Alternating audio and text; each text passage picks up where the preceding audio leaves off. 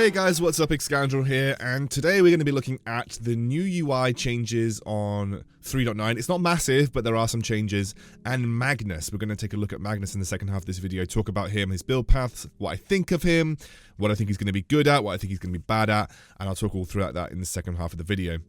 Hope you guys enjoy, and sit back and, I don't know, relax maybe? So we're going to take a look at the UI first of all before we get into Magnus, because there has been some updates to the UI for 3.9.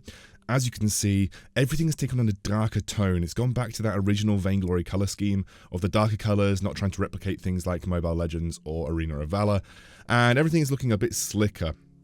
Most of the sort of parts beyond what you can see here are the same, so for instance this is all the same, but one of the major changes has been the bag feature. This includes everything that you own, including heroes, talents, chests and keys, blueprints, etc, etc. If you go to play on the PvE, you also notice there are lots of new rotating game modes.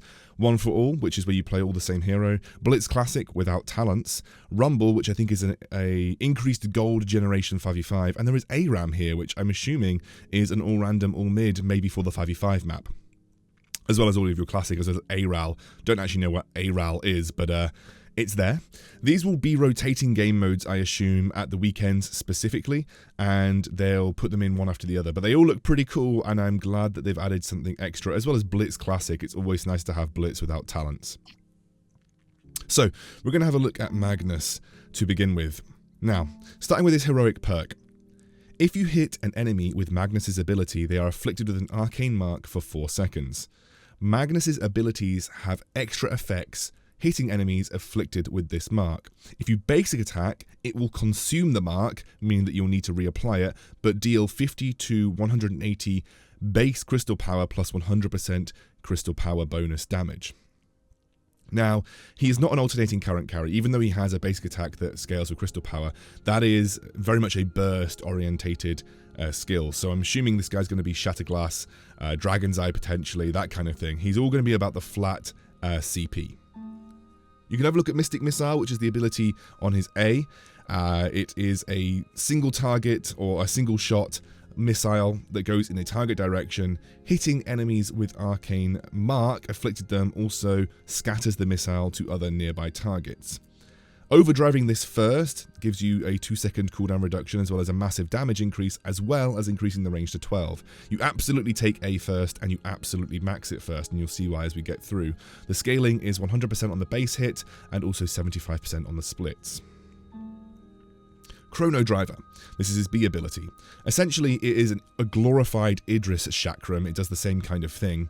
But if they are afflicted by an arcane mark, they will be briefly stunned, which means you can hit the same target twice, as it will apply arcane mark, and then on the way back, it will stun them. If you use your A into your B, you will get an A, a stun, and then potentially another stun on the way back if you hit them again. There isn't much point overdriving this. It's only a 1-second cooldown reduction, a minor damage increase, and the stun duration only goes up by 0.2 seconds. This is not an ability that you will want to overdrive in most scenarios. Seraphic Flare is his ultimate, essentially a linear skill shot that deals massive damage to any targets in the area. If the enemy dies within 0.3 seconds of getting hit by this ability, it will launch Mystic Missiles, his A ability, to nearby targets, dealing damage and applying Arcane Mark. It also deals increased damage to targets afflicted by Arcane Mark already, 50% increased damage. And overdriving this gives you a 10-second cooldown reduction, as well as an increase of 125 base damage. It also has a scaling of 120%.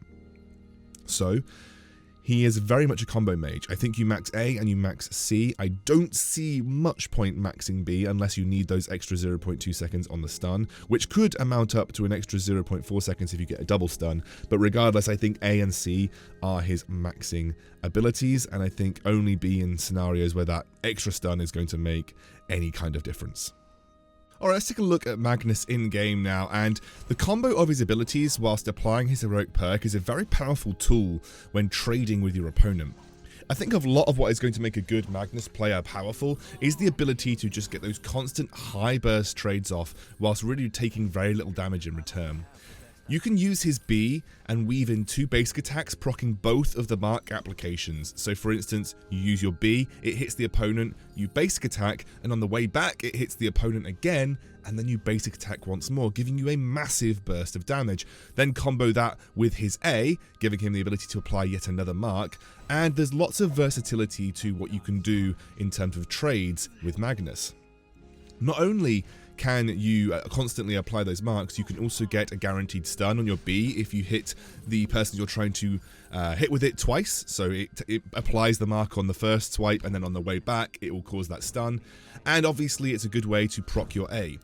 A really good way of clearing minion waves is to land your B on the entire minion wave and then land your A on one of those minions as well, and that will apply a Mystic Missile that will attack everything in range of that initial hit from the A.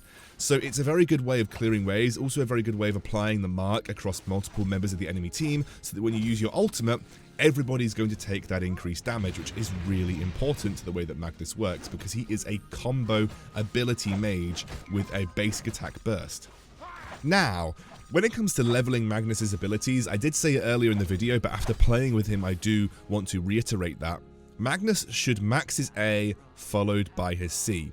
His A maxing gives him a 2-second global cooldown reduction on it, which means it goes from 6 seconds to 4 seconds, and also has a massive damage increase, as well as increasing the AoE damage that you can do with the missiles that proc on enemy members when you hit someone that's already applied with the mark. Maxing B, although it will give you a slightly lower cooldown reduction of 1 second and a slightly increased stun of 0.2 seconds, the overall damage output, even if you hit the B on both the forward pass and the pass as it returns to you, is not the same damage that you're going to get from maxing your A. So I would max your A followed by your C just for the overall damage output, especially in those big moment team fights. Because Magnus is a combo mage, and that means that he really needs to combo his abilities together to have the maximum use out of them. If you are not comboing your abilities properly, you're basically playing a weird hybrid of Samuel and Idris, but not as good as either of them. However, when you are comboing your abilities together, you do have a significant amount of burst, and it's often burst that is pretty difficult to predict by the enemy. So he's a really strong, powerful teamfight burst mage. That does mean he has his weaknesses, but if you can play him properly, he's very powerful. In terms of build path, I would go Shatterglass into Halcyon Charges or Spellfire, of which you're going to complete all 3 of those by the time your 3rd item comes along. Then Broken Myth and Clockwork, I think, is a really just good 4-item build for Magnus. You could consider Dragon's Eye, because he is one of those mages that can extend team fights by just having the range on his A, so Dragon's Eye is situational depending if you think you need it. However, he's not really good with things like Aftershock. He's got a decent scaling on most of his abilities, and most of his damage comes directly from the scaling and the comboing between the abilities. Going for something like an Aftershock would just limit the overall damage output this guy has, and I just think you need the most amount of CP possible to make him work, as well as comboing a little bit of cooldown reduction in there, because remember, he is about chaining his abilities, and having them on lower cooldown means he's going to be more powerful. So Shatterglass or Dragon's Eye, Spellfire, Halcyon Charges, Broken Myth and Clockwork, and then whatever defensive item you feel necessary. You could add a Frostburn in there instead of the Spellfire, for instance, if you felt like you needed the Frostburn, but really you don't apply CP damage as regularly as some of the other heroes in this game, so you might find that you've got limited use for Frostburn, but it is something that you can use and try and make it work in your favor. In terms of what counters Magnus, he is going to struggle versus items like Slumbering Husk. If you Slumbering Husk, when he applies his ultimate to the team, it actually reduces a massive amount of damage that he's going to be able to do.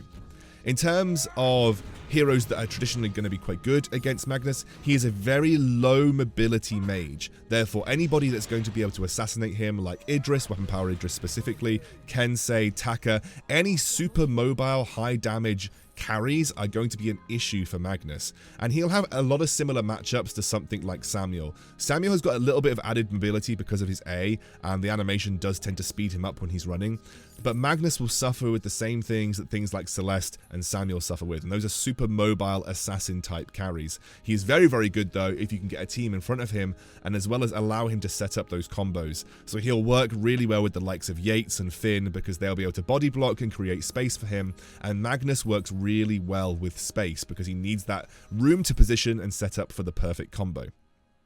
Right, Thank you very much for watching, guys. I hope you enjoyed it. I think Magnus is getting released this week, as I believe update 3.9 is here shortly. As soon as the notes officially get released, I'll do a note review for update 3.9 and talk about the meta. But for now, hope you enjoyed. I'll see you soon.